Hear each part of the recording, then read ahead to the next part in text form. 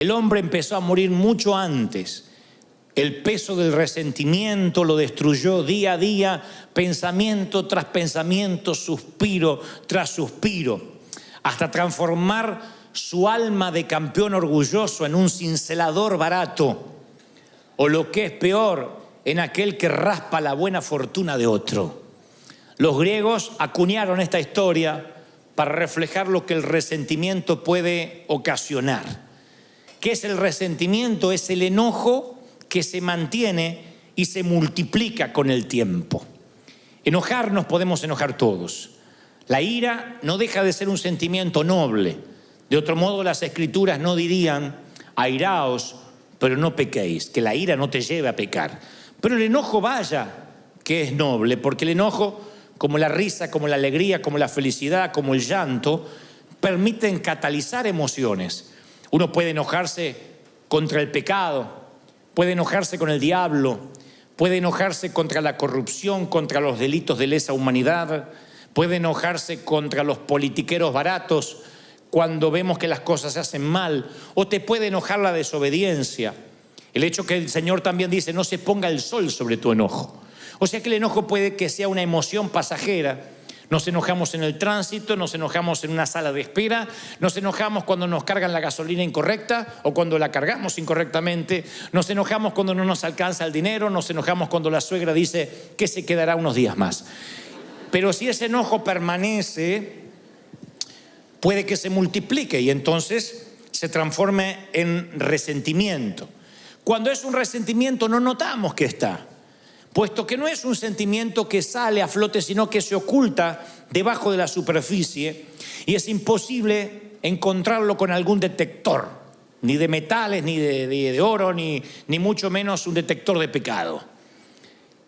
Navega en las profundidades de nuestra vida sin que nos demos cuenta. Entonces uno puede aparentar que está en paz, pero hay una furia de ira que está en el interior, que no se puede notar de manera fácil. Puede que demos la impresión de una figura serena, pero empieza a crecer ese sentimiento horrible, porque ahí está, escondido, reprimido, abriendo sus fauces subterráneas de veneno, que tarde o temprano va a infectar al resto de las relaciones. Infecta. Es un efecto colateral. Cuando uno está resentido, todo lo que toca empieza a ensuciarse o a envenenarse. No nos damos cuenta, pero nos volvemos de alguna forma personas tóxicas. La toxina que uno libera cuando uno tiene resentimiento, cuando uno tiene dolor, a lo mejor es inherente a nosotros, ni nos damos cuenta que la estamos liberando. Pero nuestros hijos empiezan a tener el mismo nivel de vida, nuestros amigos empiezan a saber que hablar con nosotros siempre es quedar con un sabor agridulce. Hay gente que al hablar te deja un sabor agridulce. No es una persona que te amarga del todo, pero tampoco que te deja una sensación de bienestar. Son personas que a lo mejor te visitan, se van de la sala de tu casa y te queda una sensación, esa es la palabra, nada describe mejor que lo agridulce. Estás feliz porque tu amigo, tu pariente estuvo allí, pero a la vez te queda una sensación de carga. Puede pasar con tus propios padres, puede pasar con alguno de tus hijos, que viene y te queda una sensación extraña, y no es porque no se te pueden contar los problemas. A mí me pueden contar un montón de problemas, pero cuando esos problemas vienen revestidos de resentimiento, uno puede notar un dolor que deja una toxina en la atmósfera, en el ambiente. Oí por allí una historia que en los tiempos donde la rabia no se podía curar, un hombre fue mordido justamente por un can, por un perro rabioso. Entonces los exámenes confirmaron que el hombre habría contraído rabia y no había cura para la rabia. Entonces le dijo el médico: mire, caballero, lamento decirle que usted ha contraído rabia y que mi sugerencia es que ponga sus cosas en orden lo más rápido posible. El hombre dice: no me puede desahuciar de manera tal. Y el médico dice: lo siento, pero tampoco sería una falacia que le dijera que se va a curar. Así que por favor ponga sus cosas en orden. Y el hombre de manera inmediata pide un bolígrafo y un papel y empieza a escribir frenéticamente. El médico, suponiendo que el paciente necesita su espacio, lo deja. Al rato regresa y dice: me agrada que empezó a escribir porque veo que empezó a trabajar en su testamento. Y el caballero dice, no, es la lista de personas que tengo planeado morder antes de morir.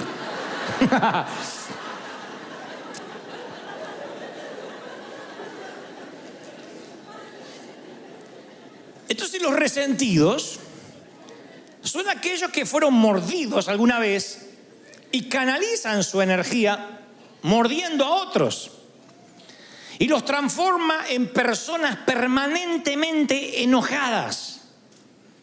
En un enojo que no se va cuando se pone el sol, sino que permanece. Vino como un visitante, luego se quedó como un intruso y hoy es un huésped permanente, el enojo. Son los que se enojan por todo, por cualquier cosa. Por el calor, por el frío, por la montaña, por la nieve, por los autos, si hay tránsito, si no hay tránsito, todo. Porque todo lo que se le viene a su mano para hacer o se le pone enfrente termina siendo la gota que rebasa un vaso que ya viene lleno. Termina siendo el efecto residual de otras situaciones del pasado. Y dicen los médicos, porque yo siempre trato de asesorarme de no predicar algo que nada más tenga un contenido espiritual y que digan, bueno, eso porque tú lo crees.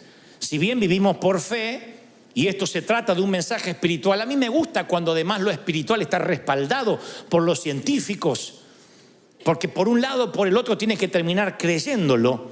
Así que yo me pongo a ver por qué gente vive profundamente enojada y qué significa eso en su físico. Y entonces hablan de que cuando alguien vive con un enojo permanente, graba profundas líneas en sus rostros, que no son las arrugas de un buen vivir, son líneas de ceño fruncido.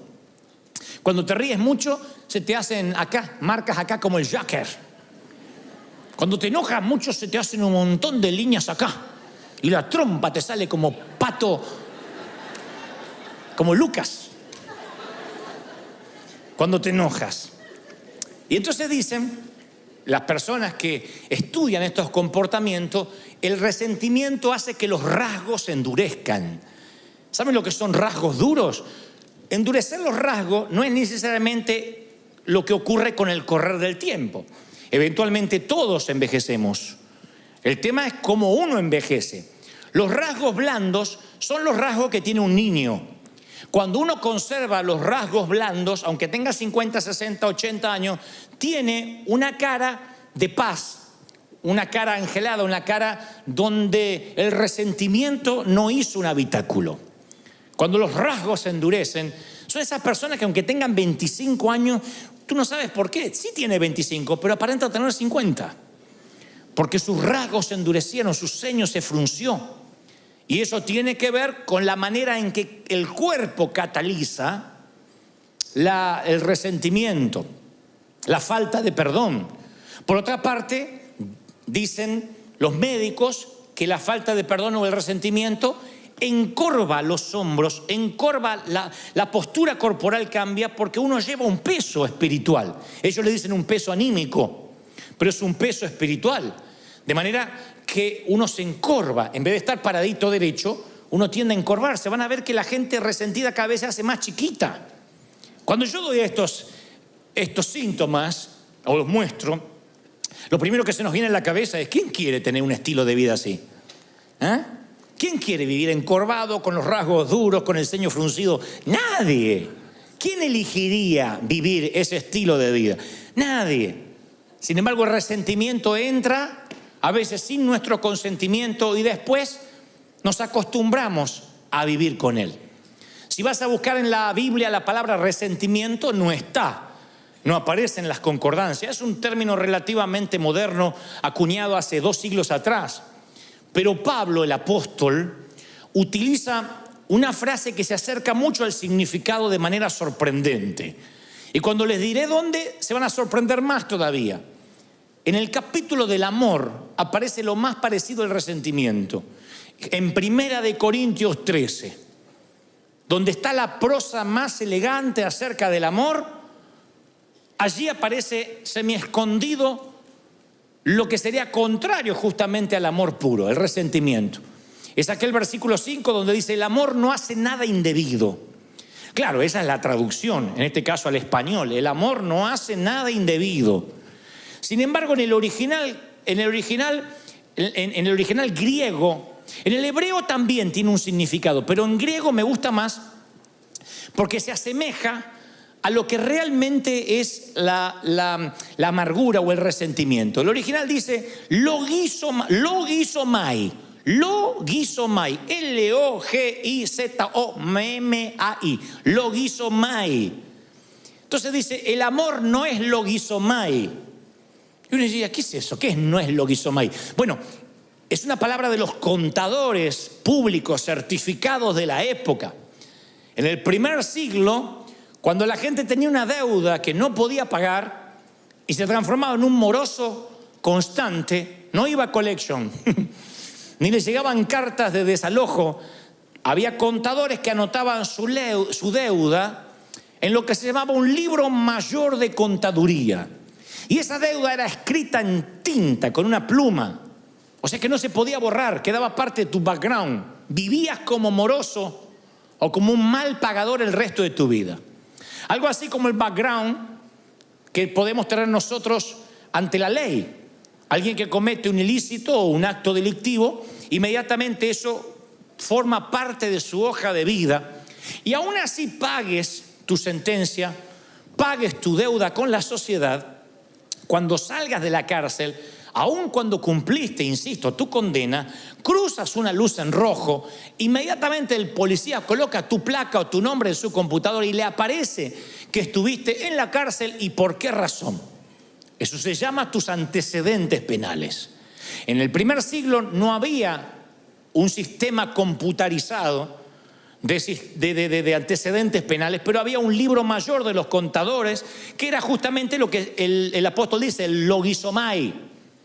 Y Pablo dice, en el verdadero amor no hay libros contables, no hay contaduría, nadie te lleva la contabilidad de tus metidas de pata. El verdadero amor no publica tabla de posiciones, quién salió primero y quién salió segundo. El verdadero amor no hace lista de a quienes tienes que morder. El verdadero amor, y esto le da título al mensaje, se acuerda de olvidar. El verdadero amor te dice, acuérdate de olvidar. No lleves libros contables de lo que te hicieron, cómo te hicieron, cuándo te lo hicieron. Porque el verdadero amor no lleva contabilidad. Eso es cuando se traduce en el verdadero amor, no hace nada indebido. Dios se olvidó y se olvidó de que se olvidó. Y te dice, acuérdate de olvidar. David, el hombre conforme al corazón de Dios, que en los asuntos del corazón era ¿qué puedo decir? El Pablo Cortázar de la época. Era Gabriel García Márquez. Con el mayor respeto que me merece David, no lo estoy comparando con estos autores, pero digo, el escritor del amor por excelencia. Sus salmos podrían componer millones de canciones hasta la fecha. Y este campeón del amor y este hombre conforme al corazón de Dios está en el lecho de muerte, David, y hace entrar a su hijo Salomón al cuarto y le da un consejo final. ¿Qué creen que le dice? ¿Cómo batallar? ¿Cómo pelear sus batallas? ¿Cómo luchar contra el orgullo?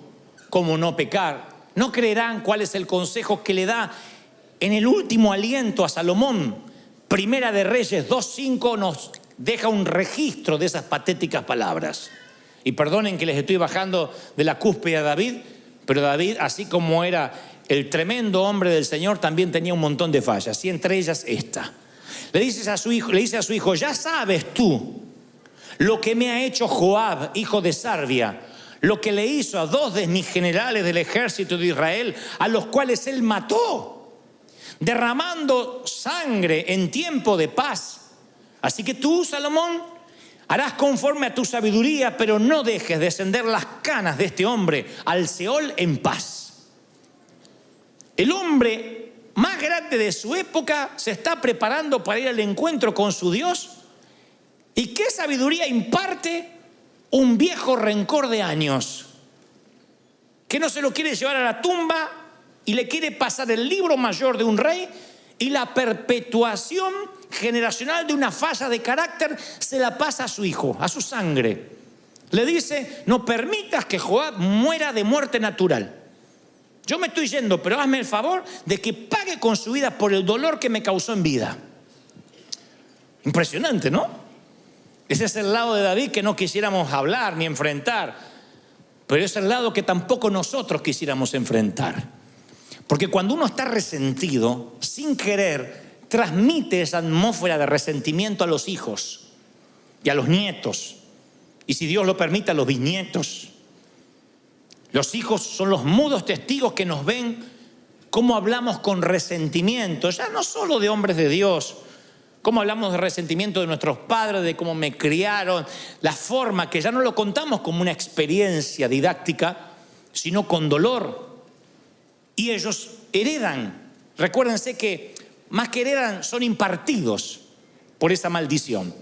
Recuerden que la herencia es lo que uno le deja a alguien, pero la impartición es lo que uno deja en alguien. Y esa impartición que le damos a los hijos a diario puede ser bendición o maldición. Cuando estén ante una disyuntiva de la vida, nuestros hijos van a decir: ¿cómo hacía el viejo en mi lugar? ¿Qué hacía mamá ante una situación igual?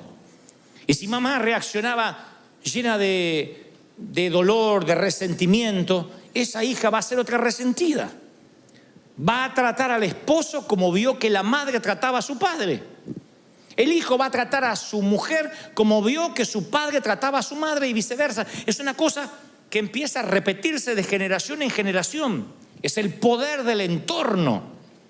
Yo puedo reprender maldiciones generacionales y decir: se corta aquí aquello de que si los padres comieron las uvas agrias, los hijos no heredarán la dentera. Lo creo.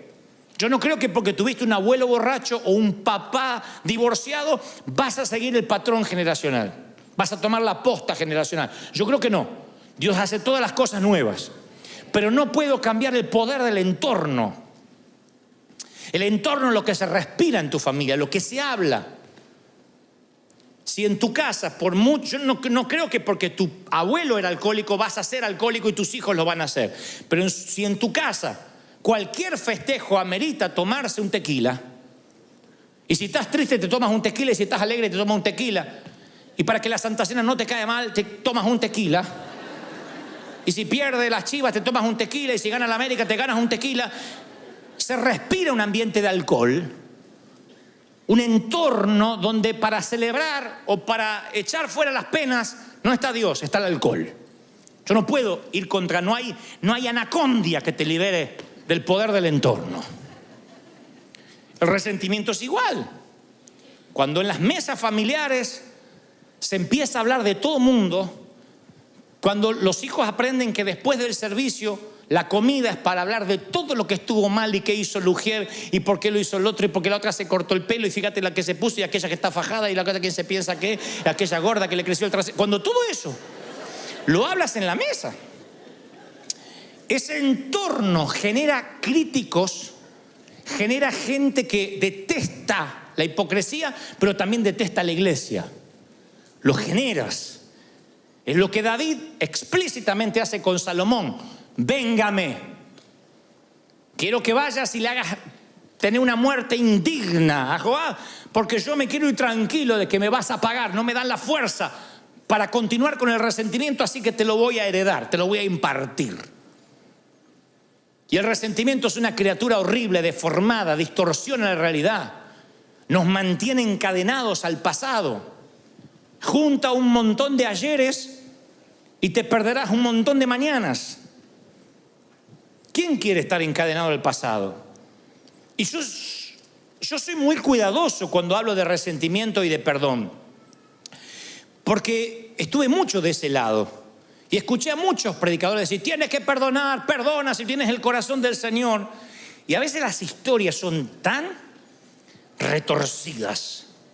A veces lo que le ha pasado a la gente es tan doloroso que hasta gritar desde aquí, perdona y se acabó, suena una subestimación a lo que te pasó. Como diciendo: ¿qué importa que te violaron sistemáticamente desde los 9 hasta los 15 años?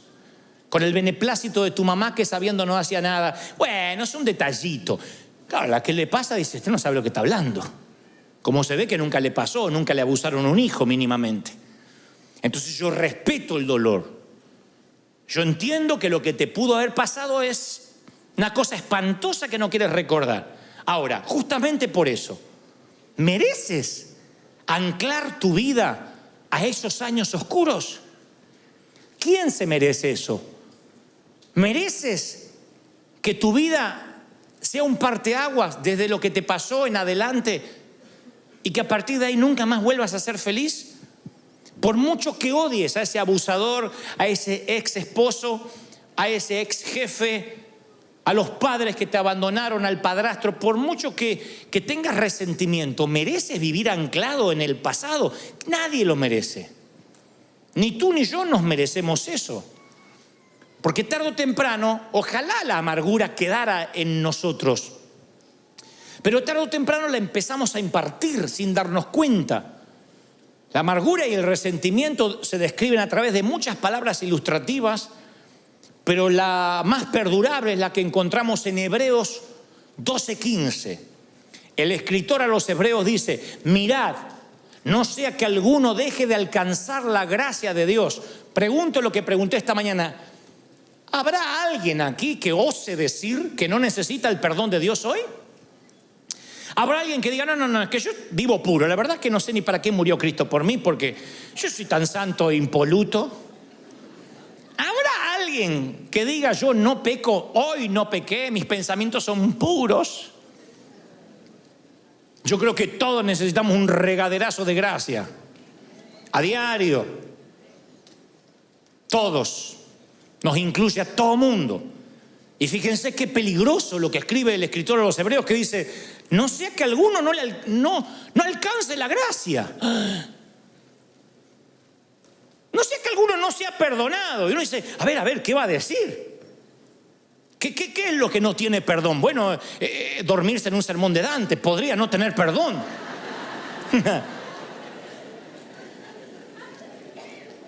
No, dice que brotando alguna raíz de amargura los estorbe y sean muchos contaminados. Para que una raíz de amargura brote, la amargura tiene que estar subterránea, si no, no brota. Para que algo brote tiene que estar abajo sembrado. Y si dice que la amargura brota, es porque la amargura está debajo. En algún momento la semilla del rencor cayó en esa tierra. Si no, ¿cómo va a brotar rabanitos o tomates? ¿Cómo va a brotar brócoli si nunca sembraste brócoli? Y dice, no sea que les brote una semilla, una raíz de amargura y los estorbe. Imagínate que te pierdes la gracia de Dios porque tú no das gracia. Me hiela la sangre pensar que porque yo no puedo perdonar, Dios tampoco me perdone a mí. Y el Señor, por si a alguien le queda duda, dice, sí, con la misma vara que medís, serás medido. Con la misma vara. Es bíblico. Los que piden justicia para el otro y misericordia para sí. No, si pides justicia para el otro, tú no quieres justicia para ti. No te agradará que Dios te opere y te mire con justicia. Tú no quieres justicia. Yo no quiero justicia. Jamás le diría al Señor, haz justicia conmigo, porque desaparezco. Yo necesito misericordia. Y Dios dice, ok, dala. Lo que siembras cosecha. Da gracia, recibes gracia. Y dice el escritor de los hebreos, te va a estorbar y van a ser muchos contaminados. Sí. El resentimiento contra tu ex cónyuge va a empañar tus relaciones, se va a extender a tus hijos y lo peor, como esto asfixia todo lo que toca, va a arruinar tu relación con Dios. ¿Qué vale? ¿Qué amargura vale la relación con Dios? Que sientas un cielo de bronce, que Dios no te oiga porque tú no puedes perdonar. E insisto, no subestimo tu dolor. Yo te entiendo. Ahí cada uno de acá tiene una historia triste para contar. Cada uno podría hacernos llorar si le diéramos un micrófono y 10, 15 minutos para que nos cuente la peor versión, la noche más oscura de su alma. Todos podemos hacer llorar al resto porque no hay acá nadie que haya nacido y ha sido criado en un lecho de rosas. Así que insisto, no subestimo tu dolor. Lo que digo, no merece la pena que tú te pierdas la gracia de Dios por ese rencor, por ese cáncer. El doctor Don Colbert, que es un médico cristiano, él describe un ejemplo específico de eso. Él suele escribir sobre estas cosas y cómo el cuerpo interpreta las emociones tóxicas como el resentimiento, la amargura y la falta de perdón. Él dice que cuando la falta de perdón es constante, el estrés del cuerpo aumenta y el sistema inmune del ser humano se pone en sobremarcha, o sea, se altera. ¿Qué es el sistema inmune? Lo que ataca las bacterias, lo que ataca los hongos, los virus del cuerpo. Pero cuando el sistema inmune está bajo mucho estrés, todo tu cuerpo está bajo mucho estrés, empieza a atacar las células sanas, lo cual produce enfermedades de autoinmunes inflamatorias, artritis, lupus. Y entonces él cuenta una mujer de mediana edad que llega toda medio encorvada con la esperanza de encontrar alivio a un leve dolor que ella le asignaba a la artritis. Y Colbert le dice, mire, le voy a prescribir un antiinflamatorio y luego la voy a enviar a hacer un análisis de sangre a ver si es algo más grave. Efectivamente era más grave, tenía artritis reumatoidea. O sea, una artritis que empieza a avanzar sin piedad y termina por deformarle todo el cuerpo.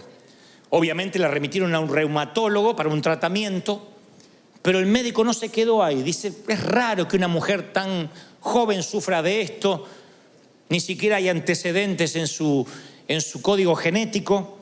Así que la envía a llamar de vuelta y le dice, ¿qué le preocupa? Si había alguna situación estresante, además de lo que le estaba aconteciendo en sus huesos. Y ella dice, mire, yo no termino de salir de un divorcio muy doloroso. Don Colbert lo relata así, dice, cuando mencionó el nombre del ex marido, el semblante tierno cambió dramáticamente, fue Hulk. Su rostro se retorció en un gruñido y con profunda voz baja, casi susurrante, le dijo, odio a mi marido, a mi ex, y le deseo la muerte. Le decía el doctor, no desee eso a nadie. Oh, sí, pero no quiero que tenga la fortuna de morir de un infarto o de un accidente o que pierda la conciencia con un derrame cerebral. Yo quiero que quede cuadripléjico y que lo sienta. Quiero que sufra una muerte lenta y dolorosa por lo que me ha hecho sufrir. Y luego le contó una historia que tampoco vamos a subestimar. El hombre le hizo unas cuantas canalladas, pero Colbert diría, nunca había visto a una paciente joven con tanto resentimiento. Y tenía muchas razones para estar amargada, pero las razones no generan amargura ni generan enfermedad. Lo que generan la amargura y la enfermedad es la actitud con la que asignes esas razones, la actitud con la que reacciones a esas razones. La actitud, la manera en que tú te paras ante lo que te hicieron, te termina enfermando. Es como tomarte el veneno y esperar que se muera el otro.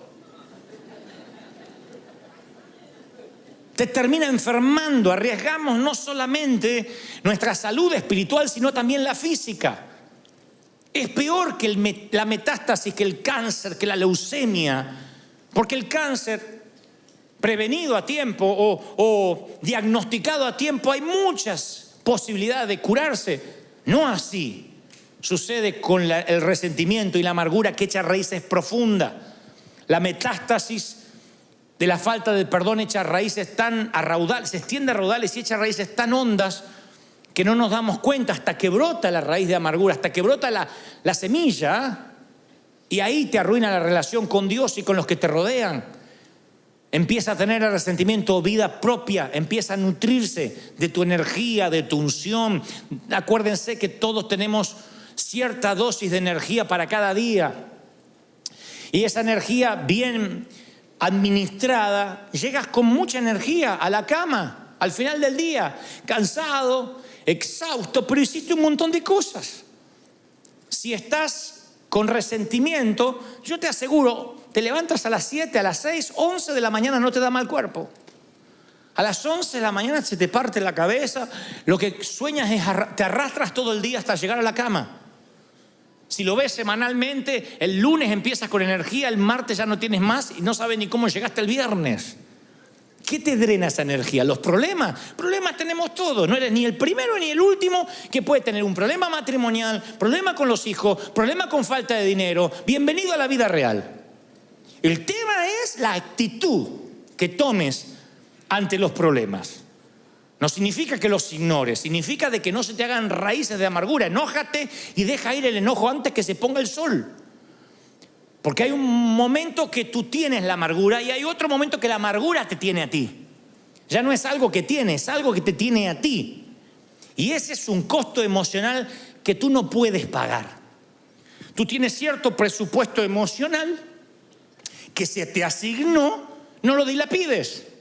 Se te da un presupuesto y no está en tu presupuesto ofenderte. Porque es un gasto que te deja en rojo. No gastes en ofenderte.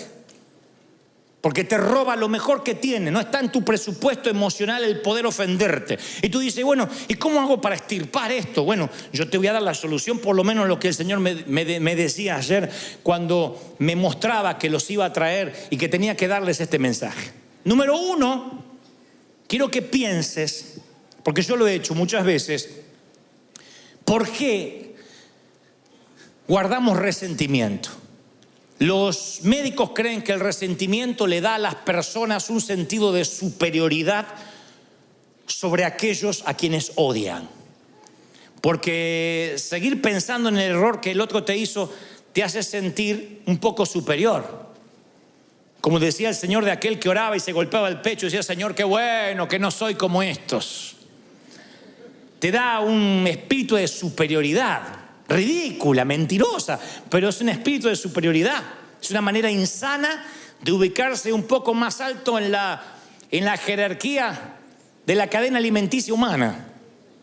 Bueno, sí, está bien, me hizo eso malo, pero yo soy bueno. Yo soy bueno, no le guardo rencor. Y no sale la boca. El resentimiento te ubica en el asiento del juez y te da un martillo y produce un placer neurótico y un orgullo espiritual. Te cuento lo que me hizo. Siéntate, te voy a contar desde el principio. Cuando te cuente lo vas a querer matar igual que yo. O sea, lo pones en papel de acusado y tú te pones en papel de víctima. En muchacho o muchacha de la película. Entonces yo siempre invito a pensar, a ver, ¿por qué le tienes resentimiento? Y generalmente las personas con estima dañada son las más propensas a resentirse. Porque entonces equilibran su baja estima odiando a alguien. Se ponen en papel de bueno, para que haya un Spider-Man tiene que haber un... ¿Cómo se llama el otro? Un duende verde. Para que haya un Batman tiene que haber un Joker. Entonces necesitamos un némesis. Necesitamos un enemigo en alguna parte para decir, bueno, yo soy mejor. Yo soy más bueno. Si no pasamos a ser nosotros los villanos, Dios nos libre. Siempre estamos buscando a alguien que sea más odioso que nosotros. Entonces nos ubica en una postura, en una jerarquía superior. Así que yo siempre le invito a las personas con resentimiento, vamos a pensar. Y luego le digo, escríbelo, porque a veces lo he hecho. Uno de los mejores dones que Dios nos ha dado es el talento de operar una lapicera sobre el papel. Entonces yo le digo, a ver, escribe lo que te hizo. Te dice, no, es que yo sé lo que me hizo, no necesito escribirlo. Pero yo le digo, escríbelo, porque es increíble cuando uno lo escribe, como cuando uno quiere poner esos sentimientos ante la vista, uno se sorprende, no sabe qué poner. Cuando uno los tiene que escribir. Hay familias que están peleadas por años y ya no se acuerdan por qué. Porque los antagonistas, los que se pelearon, están muertos.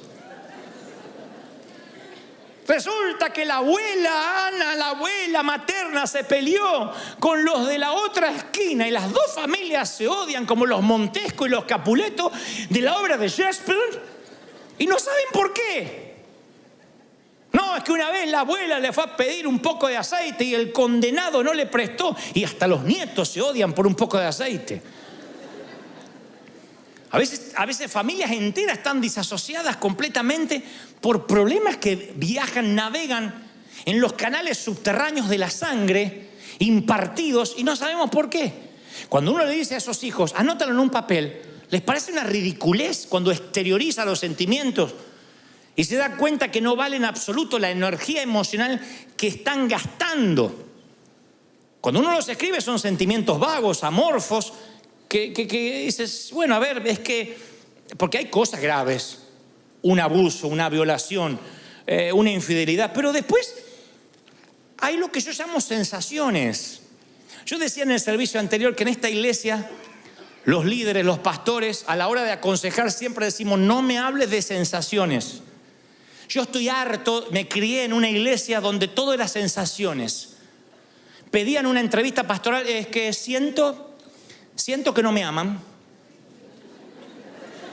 Siento que cuando entro dejan de hablar lo que están hablando, así que siento como que hablan de mí. Entonces uno le dice, bueno, a ver, ¿tienes pruebas? Bueno, no, pruebas como pruebas no, pero siento. A veces viene gente y dice, yo siento que tal matrimonio está mal. Lo siento cuando los veo, lo siento y lo siento. ¿Y qué estuviste en la habitación? ¿Te contaron? No, pero siento. El otro día vi detalles, cosas que siento y me preocupan. Imagínense si la iglesia multitudinaria se manejara por sensaciones. Entonces yo suelo decir, a ver, si tuvieras que llevar esto ante un juez, que te dice, a ver, acá tenemos 15 minutos para tratar su caso. No me venga con sensaciones, véngame con pruebas, con testigos. ¿Qué pasó? Ah, bueno, no, pero yo vi que movía los labios y parecía que dijo mi nombre. Sensaciones. La mayoría de los resentimientos vienen por sensaciones. Por cosas que no tienen asidero. Entonces cuando uno las escribe se da cuenta, no tengo pruebas, me estoy preocupando sin asidero, sin tener de qué.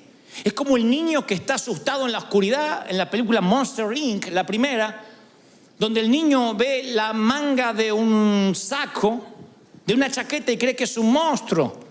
Cuando enciende la luz el padre se da cuenta que es una chaqueta. Y lo mismo pasa cuando traes tu amargura de la oscuridad hacia la luz. A ver, ¿por qué estoy amargado? Te das cuenta que son tonterías, son sensaciones. Hay remordimientos de años porque alguien te dijo no a una invitación a cenar. No le invito nunca más en la perra vida.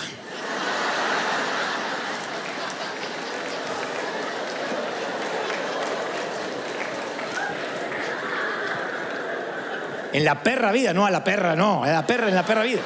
No le invito más. ¡Se acabó! Me cerré. Y cuando yo me cierro. Y por ahí el otro no tenía ganas de ir a comer.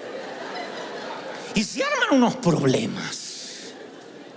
Unos resentimientos.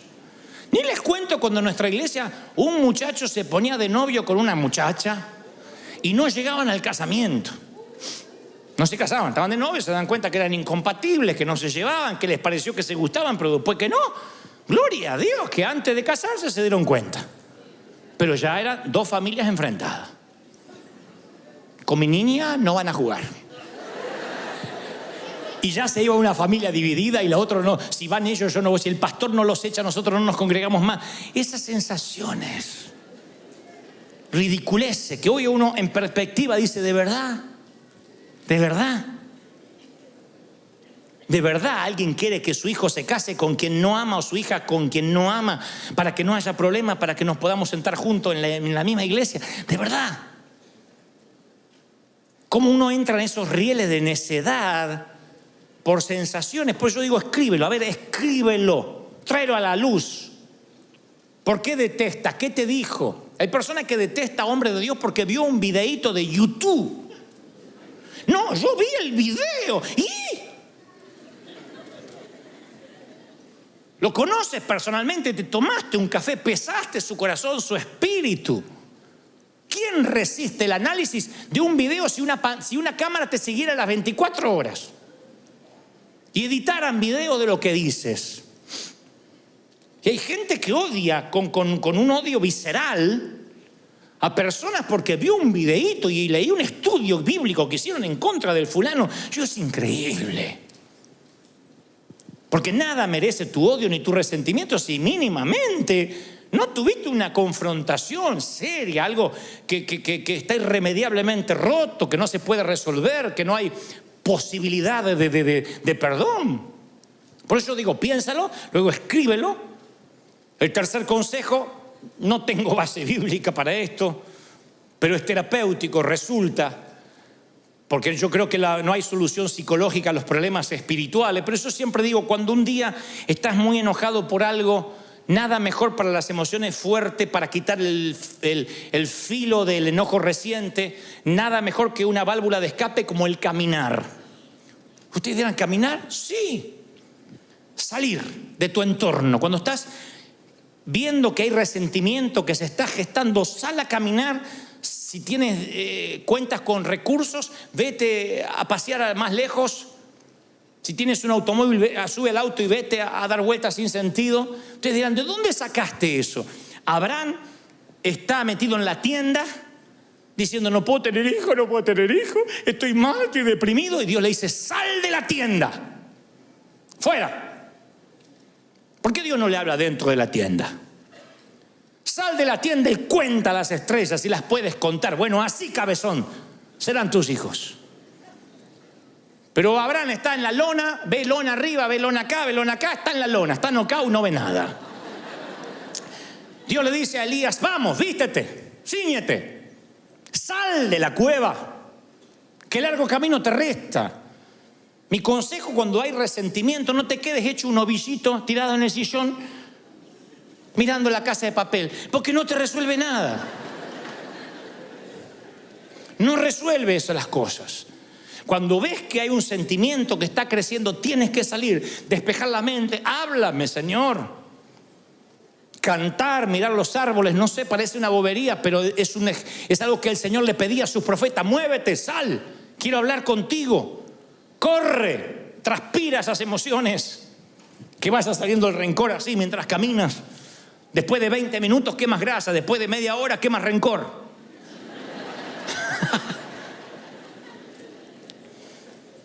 Y luego háblalo.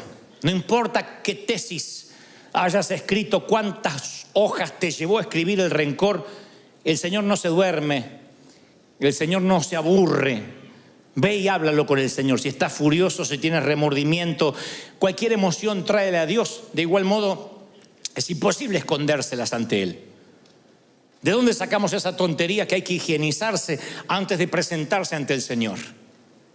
¿De dónde sacamos la bobería que no me puedo presentar al Señor sin antes pedirle perdón? Ve y dile, así soy. Soy el hijo pródigo y vengo y huelo a marrano, huelo a puerco. Si vienes del chiquero, ¿a qué vas a oler? ¿A perfume francés? Señor, aquí estoy, oliendo a puerco. Recuerden que el abrazo que el padre le da al hijo pródigo se lo da cuando todavía huele a puerco, después lo manda a bañar. No dijo, primero te bañas, no te acercas a... No le dijo eso. Le dio un abrazo con olor a puerco y después lo mandó a bañar. El Señor te va a limpiar, pero te va a dar un abrazo como estés. Entonces ve ante Él y dile, Señor, aquí estoy oliendo a chiquero, a estiércol de resentimiento. ¿Me ayudas o me ayudas? Porque soy tu hijo y tú me dijiste que vas a ser fiel y me vas a ayudar. ¿Lo crees? 2 misioneros atravesaban las junglas de Birmania. Un misionero nativo y uno que era novato. Y de pronto se meten en un lago hasta el cuello, un lago muy sucio. Y cuando salen del otro lado, uno de ellos, el novato, estaba repleto de sanguijuelas. Esos gusanos que se pegan y se meten en la piel. Tenía todo el torso, los brazos, las piernas, y se las empezó a arrancar. Y le dice el misionero, no. Si usted se las arranca repentinamente, parte del gusano, del insecto, va a quedar allí y se le va a infectar. Y si, ¿qué puedo hacer? Desesperado, imagínese, lleno de sanguijuela. Dice, usted tiene que ir rápido a la aldea conmigo y meterse en un baño de bálsamo, en un baño de aceite. Y allí las sanguijuelas rápido quitan sus garfios y usted va a quedar libre. El resentimiento es una sanguijuela que se mete en tu corazón y no puedes tironear. Tiene garfios en tu vida. Por eso necesitas sumergirte en el bálsamo de la gracia de Dios. Decirle, Señor, mira, estoy lleno de sanguijuelas. Te tiras así, le Señor, me ayuda para ser libre, para ser sano. Y cuando la gracia, cuando el aceite te perdona, entonces tú puedes perdonar. Pero si nunca te dejas perdonar, tú vas a operar bajo la ley estricta del libro mayor. Vas a ser un contador, un contable. Me hizo este, aquel, me ofendió, la está apoyando a esa loca, y vas anotando. Por último yo digo, déjalo ir, déjalo ir. Acuérdate de olvidar, diga conmigo, me acuerdo de olvidar. Entonces, sé un olvidadizo generoso, minucioso. No seamos una rata guardadora, acumuladora. Uno se vuelve literalmente, quiero que la frase se nos pegue, porque a mí me duele cuando me dicen, no seas una rata acumuladora. La rata suele poner cosas en sus madrigueras y acumulan y acumulan y acumulan.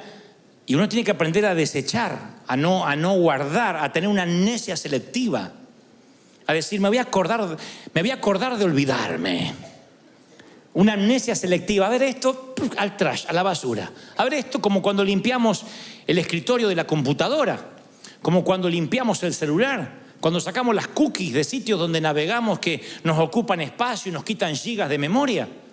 Decir, a ver esto, lo que me hicieron en 1982. Ya está. El partido que Argentina le ganó a México ya está. Yo sé que es una amargura difícil de las sanguijuelas muy arraigada, pero ya está. Hay que dejarlo ir. No podemos estar sumando lo que nos pasó, más lo del 94, más lo del 2002, más lo del 2003. Hay que tener una amnesia selectiva y decir, yo es un presupuesto que no estoy dispuesto a pagar. Porque si estás enojado con alguien, lo cargas en tu espalda. Si te enojas conmigo, me llevas en la espalda toda la semana. Y si a la vez te enojas con tu suegra, vamos los dos. No me hagas eso. Es tu suegra, no la mía. No me pongas en tu espalda con ella. Viaja liviano y disfrutarás del viaje, porque aparte es la única manera de viajar que tenemos. Se supone que esta es la marca registrada de los hijos de Dios, que pagamos bien por mal. Que bendecimos a los que nos maldicen. Se supone que esa es la manera, no hay otra. Miren, yo les voy a regalar esta historia. Antes de culminar, se la regalé en el primer servicio también a los que estuvieron temprano. La palabra dice que el verdadero amor echa fuera el temor, pero también echa fuera muchas otras cosas. Entre las cosas que echa es el resentimiento, lo echa fuera. Pero yo alguna vez oí una historia en que el amor y el resentimiento compartieron un cuarto en una sala de hospital. En la sala de hospital había dos caballeros enfermos, uno de los riñones y otro de los pulmones.